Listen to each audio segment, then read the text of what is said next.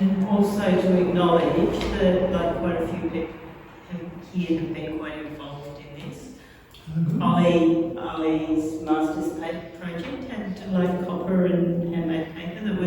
Ollie's project was very interactive, and so I feel like he's part of it. Fiona wrote the essay. Gary and Chelsea put it on the walls. They were both complaining about their backs and everything after putting it up. And I said, not complaining, and I thought, I'm fine. I feel like, yeah, so thank you everybody. Yeah. So thank you everyone who has helped. And I suppose that's really relevant because the project is very integrated in my life. It's kind of a phenomenological project. Yeah, that's the one. Well, it's a production of something. Yes, and it's the production of it, but it's also it tends to go both ways. This is evidence of my time there, but it's also it calms me. It's all about a way of being in the world as much as, and so by being in the world you make stuff and then that becomes art, and then you know that you need something for the next day, so very particular. And it sort of all goes interactive like that. Maybe want to just explain the relationship between the drawings. The relationship between the drawings and this embroidery. Yeah. So, welcome everybody. So the project's part of a bigger project where since 2023 I've been doing a drawing based loosely on what I was wearing every day. And it's gone in lots of different iterations, and for a long time I was doing a different medium every month. But at the start of, and I had made paper, I'd done a month a few years ago of handmade paper, but at the start of February 23 I decided to work on handmade paper, and it just worked. So I've just kept the project in this form for that time. And so the thing about that is that, thank you, it's very physically attached to my studio. So on the bench in my studio, which Fiona's seen, I will have a pile of finished drawings here, and then I'll have about a week of drawings laid out, and then I'll have a pile of paper on this end. So it is very physically attached to my studio, and they're all done in the order that I make the paper. So it's very much, it really feels to me like that's the past, that's memory, this is the present that I'm sort of negotiating, and this is the future. And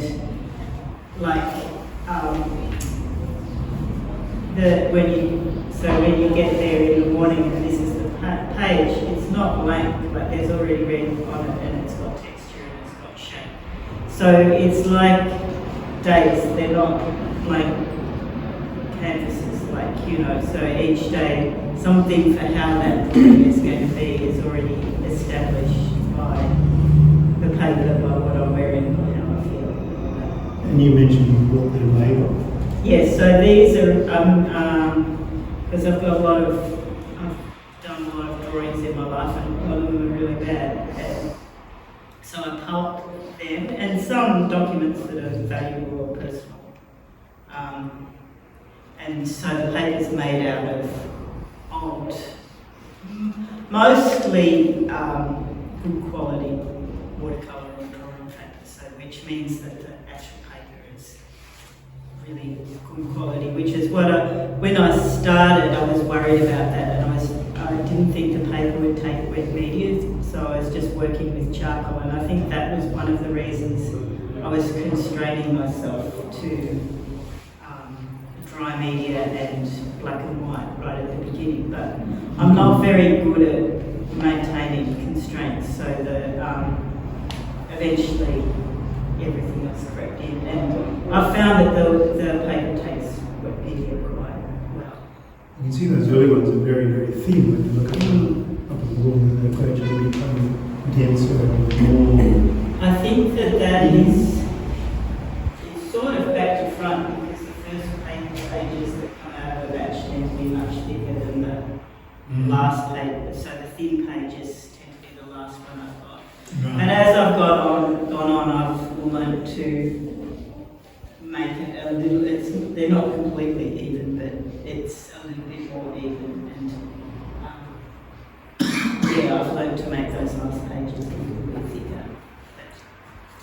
You started with this project called Dress in 2013. So there's been other iterations of it. Yeah. It's a kind of a discipline spread that you just continually adding to. Yeah, and I've shown it in different, like I've shown some in lots of different places. But yeah, it's like this, since that started, like January I made a quilt out of paper and fabrics. But, and before that there were lots of different things, which you can see I've got a blog with all on it. But this became a whole sort of iteration that is very sort of connected to stuff that's going on in my life, which has meant that I've been going to Melbourne a lot. So I was explaining that working on these is very physically attached to being my studio in Sydney. But also all the gaps on the wall are when I wasn't in Sydney, which is quite a lot, considering I've got a full-time job in Sydney. But all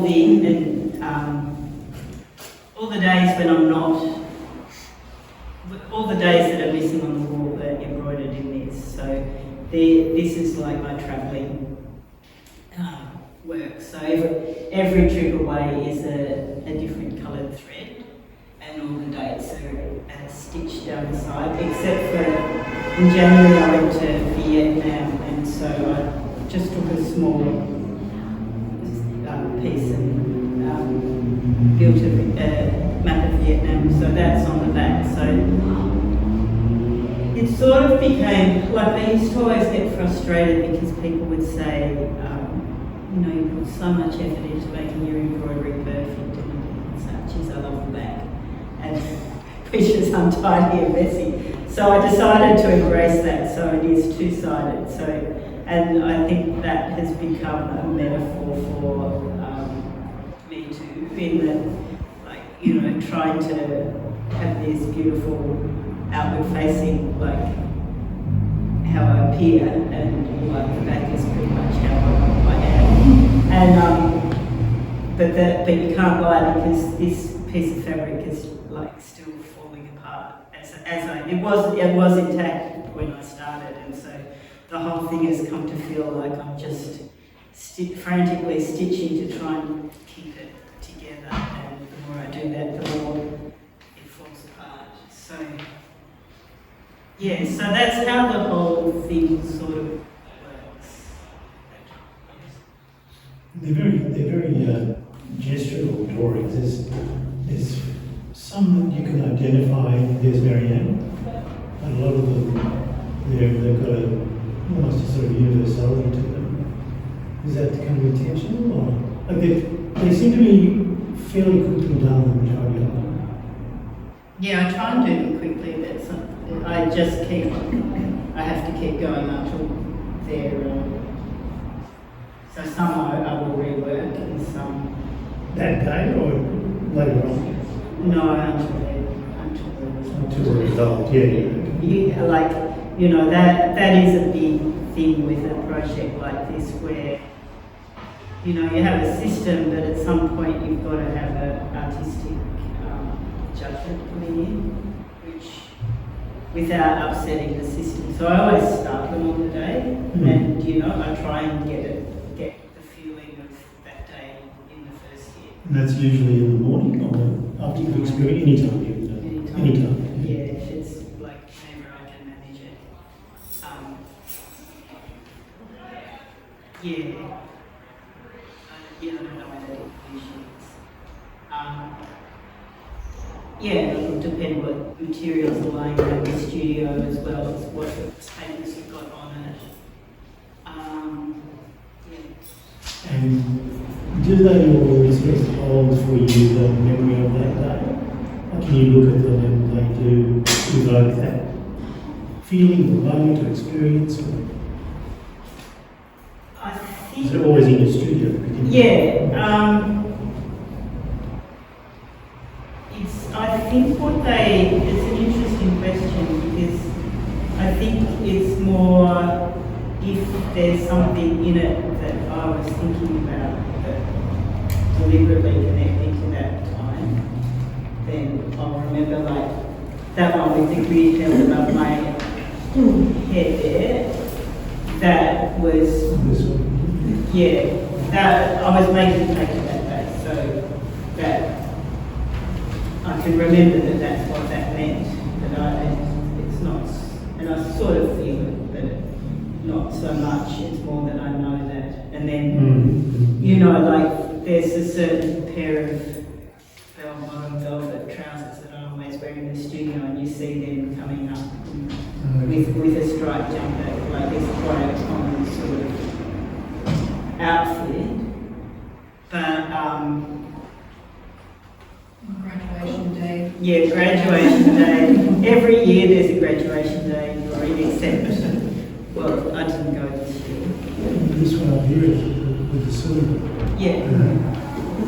I know you're interested in animation. Do you work on animation? Do you see this as some form of animation? I keep trying to think how that would be, and I can't see how this would be an animation. It's about time in the same way, but it really is spatial. Okay. So you wouldn't want it all compressed down on a single plane. You want people to experience it like this. When I make animation, it's more about, I'm much more interested in capturing a shift in time, like rather than a slideshow type thing. So someone was in here yesterday asking me about, I did a Geelong residency, this absence I was doing a residency in Geelong, and I did do an animation there, and I was thinking, well, you know, it could feasibly go in, but yeah, my interest in animation is Different, yeah. Around like it. Sort of flickering feeling. Yeah, right, so it's doing it anyway. Yeah, all the different positions of the body. You can sort of imagine them just quickly sort of shifting from one Oh, to the look, next. I could do it easily. You know, I've got them all scanned. I can do it and see what. Yeah, that would take 5 minutes. Oh, yes. Well, you It'll know, make it next 5 minutes, right? well, the footage is done, but you know, I've got 300 plus 316. 316 scans. So I just have to put them in the software and make it go. Can be really interesting to Yes, see. I think yeah. So we've got this sort of transition from the, when we look around the room, we see some large blacks and greys, and then sort of erupts into colours, and then sweeping around here. But there's even the sort of rainbow, a ball of colour over here without a figure. And it comes back to this black and white. It's almost like a night scene up there, seeing boats on the ocean, something like this. Moonscape on the moonlight waters. So, I mean, the project's a lot about grief, and I mean, there's two sides to it. Like, so in that gap before the black paper, that's where my father died. But it wasn't deliberate that I had made black paper at that time. Did you add something to the... No, I got black paper. Oh. I had a lot of black No, Somerset. It's the most beautiful black paper you can't get anymore. Right. So it was sort of a coincidence, but it's So I think there's always those two sides. There's the emotional side, but there's also the technical side, and it's like the technical reasons for why I was trying to keep it without colour, and then. Is that what you took before? Yeah. Media? Yeah, and I just had set that for myself to keep it in black and white, and you know where that comes from emotionally, I don't know, but it was also impossible for me to keep the colour out. Yes, given the accents wearing. So yeah, the colour and you know, the colour was it came back in. And then people ask about this one, which was, so I was in Geelong here, and then I've been in Melbourne for a couple of months because of other family stuff going on. And that my uncle who lived in Caringbah died, and so I had to come to Sydney for his funeral. So there's one Just for that day, and so that sort of relates. But it's also, there was an old, very, very old drawing, like 80s, that was in there, that I'd found in the studio, and I didn't want to throw it out, so I'd embedded it in the paper and I've reworked it into that drawing. So there is a way of, that you know, those precious things that you keep, that you can't keep, that they go back into the work. So there's a very old photo of my mother when she was a child.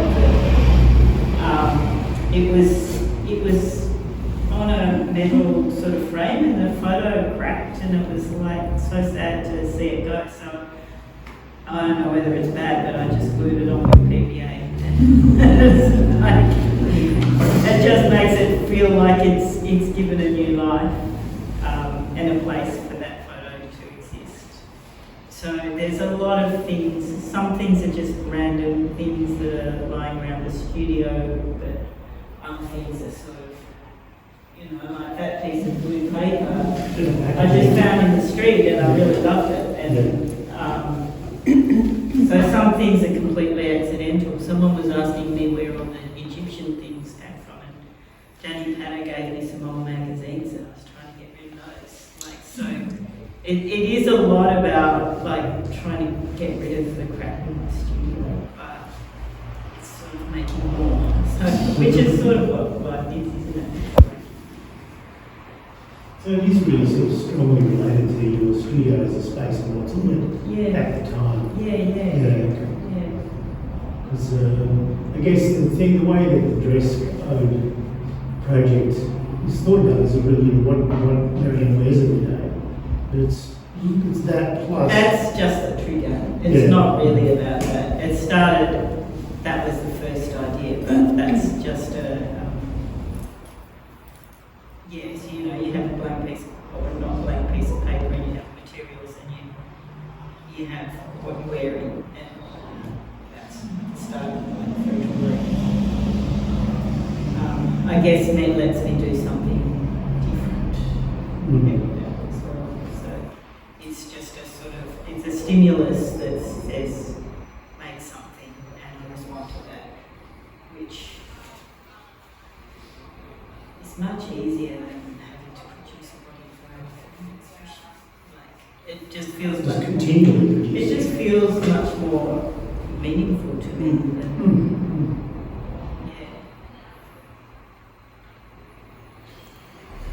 Chelsea, I was just reflecting on the sort of cannibalistic aspect of the practice, which you've already addressed many times, and so I don't think I actually have a question, but I mean, maybe other, like, you know, you're kind of eating the old to reproduce or to produce something new.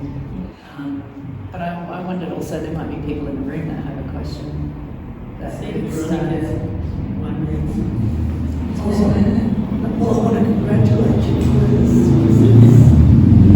They walk in and visually it's brilliant, and then they see the texture of the paper. And to be so honest, Maryanne, and I really admire that. It's very brave. I guess that comes from, like, that's the thing of it's not making it I'm not making art, I'm just living and the art's coming out of it, which feels better to me. But there was a lady who was in here yesterday and she said, if you're not selling it, why are you having the exhibition? Yeah, that's an interesting question.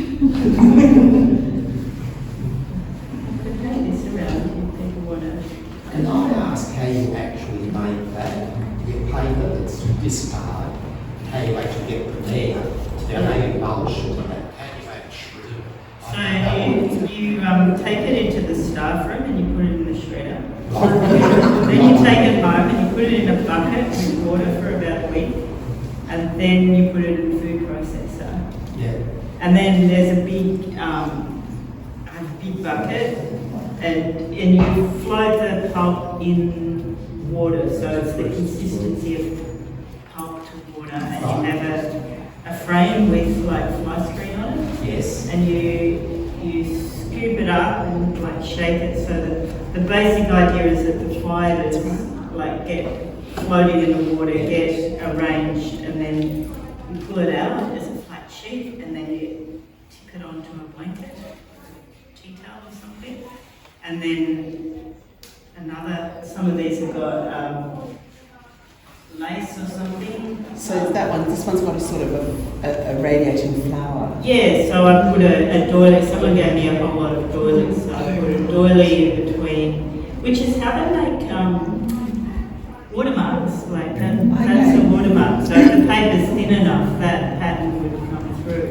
And you can do a watermark by like putting a shape of wire or something like that. But yeah, this is my pile that's going. Then I lay, like as I'm doing it, I put, like sometimes I put things in. So I drew that while I was making the paper. It was wet. Well, yeah. Oh, there's another one with a drawing. I'm getting mad at But yeah, and then there's that one that's got a bit of colour. So there's no glue or any other additive to the process, it just dries as a sheet. Yeah. So the idea of paper making is that the fibres, they're locked together. So the longer the fibres, the better, which is why cotton's really good, and why putting them through the shredder is bad because it makes your fibres shorter. But having to rip them all up by hand is too much. Making from original paper, it's already got mucilage in it. Yeah. You do not need to add a mucilage to glue to make it stick together. That can be ochre, for example, as used in the vegetable. in geology terms, it's almost like an artistic conglomerate. Yes. Yeah, right. In geology terms, it is. And also I feel like it's a strata rock as well, a set of sedimentary rocks. Sedimentary, exactly. Yeah, with pebbles Yeah. in there.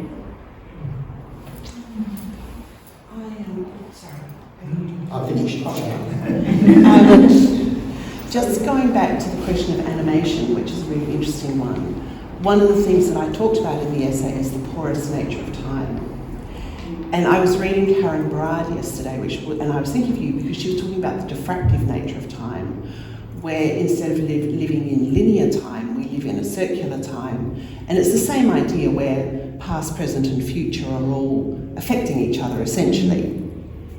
And one of the things about seeing it in this space is that you get to see time sort of folded in that way, as opposed to the animation. And I mean, the animation would be interesting to see how different that experience would be, because that's a very linear experience compared to this, which is a spatially very different experience. And film controls your viewing of it. Absolutely. Whereas this These is, around. and I've always been, like I like making film, but I've always really liked the idea of ways that time can be embedded in space. These are, you're fixing the ever-receding present for kind of future economies of presentation and discourse. Yeah. Which is what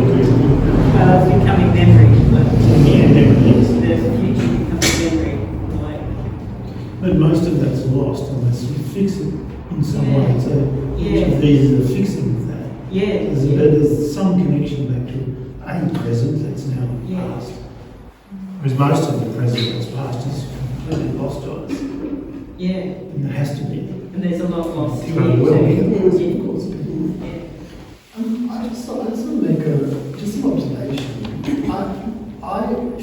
As you were talking towards the end, I found myself getting quite emotional about this work because the more you spoke about it, the more I know about you anyway. It just feels like it's very emotional work, and that action of remaking or letting go, bringing forth, all simultaneously as you make the paper and you polish something and then you bring it into something else and you create this diary is just felt really very human to me, and this very human way that we experience our lives, because we are always letting go and holding on at the same time. So that I just want to Yeah, say there's a that. lot of holding on in this as well as letting go, isn't there? It's beautiful. And also just the paper itself, because of how I work for media, I'm always interested in how you take that two-dimensional situation of the drawing and make it into a three-dimensional thing. And I feel like the paper itself, that they're like objects in and of themselves. Yeah. And even when I have used photos, I've put, like, they become part of that. Yeah, so it's really beautiful, in a way that just has caught me by surprise tonight. It's true that the tactility and the rough, palpable quality of the works, it's like a mnemonic device, like it's like a memory holder, and touch is such a powerful element of memory. And I think when we look at them, there's that tactile sense that's very strong. Smell? There is, I was just saying to Gary this morning that there is this sort of a smell that is. Ask a question just about like this project. It's never ending, right? So I guess this thing is going to grow. Yeah. Yeah. I think there will be a natural, You will just go, that's it. well, things in my life will change. Yeah. Like this is very much a transitional time in my life. So it's sort of like about that transition. So I guess there'll be a point where I've transited. and I'll find another way of working that in a different space. The luxury of it is that we are witness, as a diary, we're witness to the days in your life, the humour, the grief. And the nice thing about it is that we're linked, rewarded. So it's that leaving these segments, little stories. We're privy to. Yeah, I think we can't help but narrativize the images when we look at them. Yeah. Work out what's the story. And I think that's that's something that's always been really important to me, that, like, while these come from my story, that they're open, they're very open. And so hopefully people will, like, bring their own stories to that.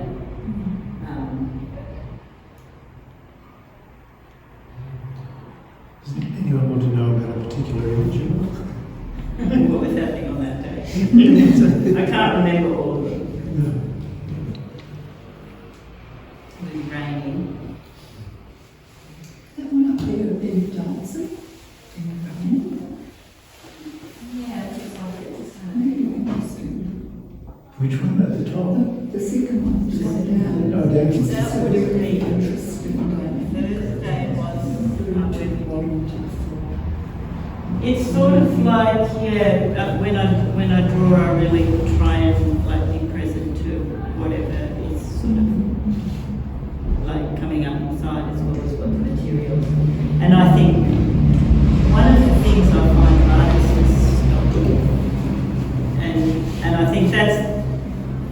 advantage of doing something every day, but it also, one of the things with daily practice is like sometimes it's like, oh, I want to do another one. Like, and you can't, like being only allowed to do one a day is sometimes really tricky too. I think that speaks to your natural obsessiveness almost. I mean, that many people would have seen Maryanne drawing just spontaneously around NAS if you've been there. Or But that's I've seen another- Maryanne in meetings. But that's drawing. another, that's more of the, no, it's the same, because I'm only allowed to do one a day. And some days, some days you have endless meetings and it's like, but it's also the same thing in that it's like it's a different style and it's a different format, but it's definitely something that grounds me and like sort of. So you've got these two, you can make one of these and one of something else each day. That's your That's only when I'm at work. Okay. I draw in my workbooks. Yeah, because we have all seen you doing that, leaning out the window and drawing things down. My questions focus around the technical, I'm not an artist. Now, you said when you first started quoting about colour and how the paper would take to it. I noticed there's some very nice colour work there. And then you have to paint anything on the paper to seal it first. And what medium do you use? I know the word medium. Do you use oils or what? No.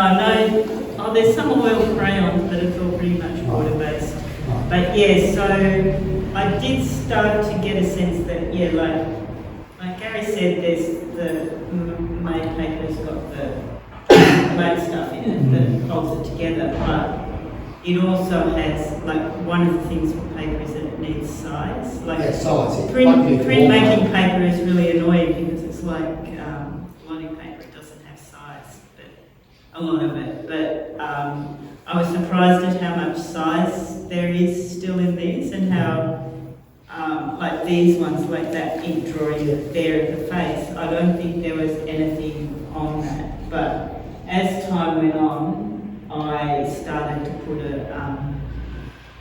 clear. I've been using like a gesso that's got a little bit of tooth,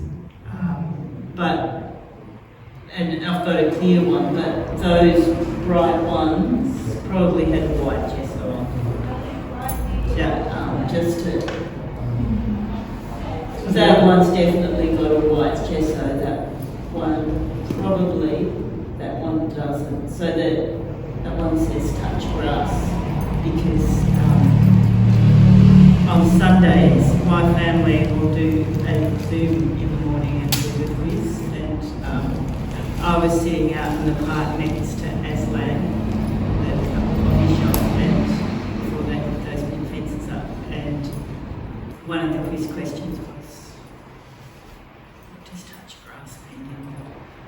Some sort of like saying in technology, as a technology saying that the computer off, I think. It's reboot. Reboot. But I was sitting on the grass and I thought, oh, so little things like that sort of happen. But yeah, that was a white piece of It's paper. really known as touch grass. Grass. Grass. Yeah, and these probably have, that yellow one definitely has some white. So yeah, there was a lot of technical things of trying to figure out what to do with those textures that come into the paper too, so that work with them. These are the physical things, like buttons and so on, that you attach to something. Yeah, sometimes, you know, that's just a way of making it work. But then, so I think one of the things I really like about the overall project is that it lets me do anything. Yeah. And so there's one up, the one above the graduation. It's like I'm so not minimal. Like, you know, I could never do that as a drawing all by itself, because it's so understated. But as part of this project, so the button. So there was a little trace of the figure in the paper. The one at the bottom before probably has. Oh no, maybe it comes from these ones where I was putting the paper pulp. And so that one was underneath that, so there's a trace of that black. But yeah, the button was just enough to let me say that I'd done something. But then it accidentally gets situated between those two figures. Yeah. One of them extremely colourful, one of them black and white, and there's almost a blank, or goes to a shadow presence in the centre there. There's always a lot of relationships that set up and completely accidental, like you've never seen like this before. No, I've been surprised at how much I tend to read it horizontally, even though it's drawn vertically. But So it starts on Wednesday. yeah, so they're all Wednesdays on the top. So you're reading down on Wednesday, Thursday, Friday, Saturday, Sunday. So the weekend is in the middle, which is when I was most absent, I suppose. So can I ask, when it did come to hang what had essentially been scraps of paper in your studio, were there a lot of decisions about how to hang it, or did you? Yeah, Gary and I had some really Robust discussion. right about Wednesdays. But it was really just working out like how you fit it, and Gary did a lot of maths as well, so did Belinda. Because Maryanne hadn't really thought about it. I hadn't seen the works, and we'd originally been thinking about it just as a line, like a time line around the space. When we got here, we would have needed 3 more rooms to do that. I knew it was going to be double up. Yeah, I didn't know how many. Well, it was a matter of having a balance between the calendar time and the flow time. Yeah. And so we had to decide to not start again at each calendar month. So they just flows along. so that all the gaps are absence. Which was just an idea, and then it works out beautifully. But then the weird thing is, like, this is Christmas, and so, like, it was a whole month when I was away, and it just fitted on the door. So it was getting into the corner there. Yeah. We didn't really know that was the number. Linda did a lot of work on that. Just to get the corner right. Yeah. Very good. Can I ask you about this one? Because that's quite a different one after not doing very much. Oh, the copper one? Yeah, this one. So Ollie was doing his masters, and I'd been making paper, and he was making paper, and Ollie's project was a lot about collaborating with a lot of different people, and he'd give paper to people and get them to do stuff like that. So he gave me some paper, but he was also working with copper plates in a way that was really interesting, like really rusting to like. And so with the paper that he gave me, I put copper tape on it like that and gave it back to him. But I still had some copper tape in my studio, so I think that drawing, it was like the copper ones would be like, I suppose the thing is, like, you know, I try and get it right the first time, and then the second time and the third time, and then at some point you just have to cover it with copper and spray it with hand copper. And how would you call that a drawing rather than sculpture? Okay. Things can be done. I would actually call it as a drawing because, like, partly because I just don't do sculpture, but because it's so much, like, I had no idea what it was going to be. Firstly, because it's sort of this process of exploration, and the whole thing of it being part of the day in that sort of flux means that it's never, and also because of the whatever I put on it is it's changing constantly. So it's that ephemeral, searchy sort of like undefined sort of nature of it that I would say means that it's still a drawing. Paper. And there's paper, and there is paper in there. Not that you can't have a paper sculpture. Yeah.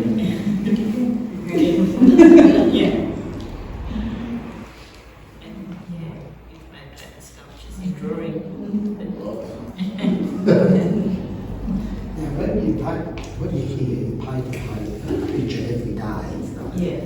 When you finish, at the end of the day, you don't go back and visit another Yes, I place. do. Oh, you do, right? If it doesn't work, Right. like that's the challenge, to do something like, like that little gold one with the 15, like to stop there is hard, but I try and stop there, but I'll come back the next day and say, well, is it working or it's not? Or after a while. So I'll start it on the day, but I will be mostly working on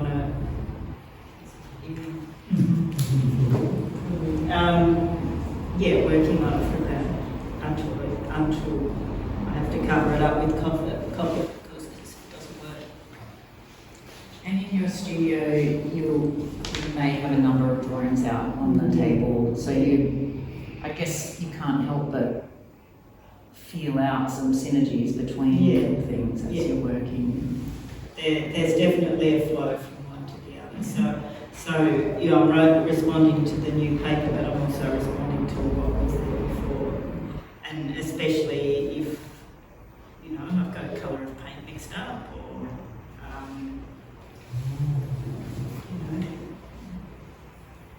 batch of ink or something. What about the positions of the bodies there? There's this feeling it's almost like a whirling dervish costume in a lot of them. Is that an idea of sort of presentation to the self, or as if the image you took yesterday is like this? Yeah. And these ones. I think it's. Got this. I've never thought about it, but I think it's a compositional thing that it feels like partly trying to make different figures every day, but that like if it's just straight up and down, it's boring. It's just a more dynamic shape. It does feel particularly existential, though. Like you're reaching to an edge of something, or it's about limits, or it's about containment on the page. So that would be an expressive thing, because some of them are really contained, or some of them I might feel very, like there is something about how I feel on the day. And they often feel quite unstable, those figures, and not grounded at all, as opposed to some of your others, which are very clearly standing solidly. And that idea of the whirling dervish and the dance. And some days I'm not grounded at all. Yes. Yeah. I think Melinda would like to know about the elephant. Oh yes, In the room. that's my personal favourite. That's one of my favourites too. Yeah. What do you want to know? No. In that it's a collage component. What is the elephant? Like, is he from a particular culture? Is he he's not Egyptian? No, but he comes from that magazine. Right. He comes from Dad's Better magazine. Okay. But I do have a thing for elephants. Okay.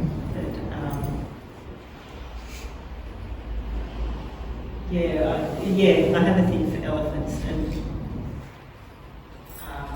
someone once asked, like Mark Roberts was there too, and this person asked me what my favourite animal was, and I said elephant.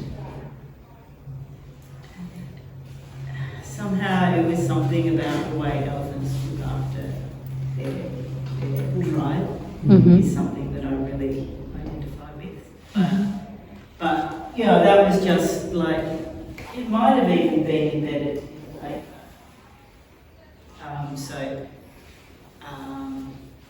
It was just one, I just had all Daddy's magazines and used whatever images, and then it was about making that work, so the red and the figure. It's beautiful.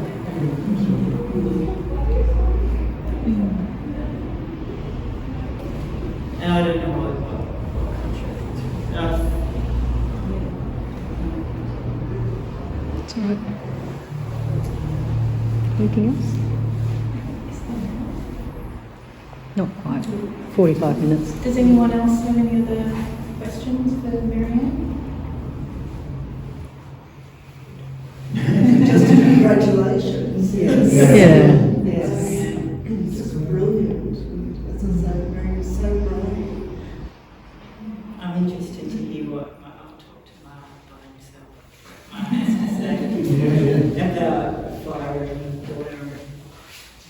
A natural conclusion then, isn't it? Yeah, thank you everyone. Thank you for coming. It was very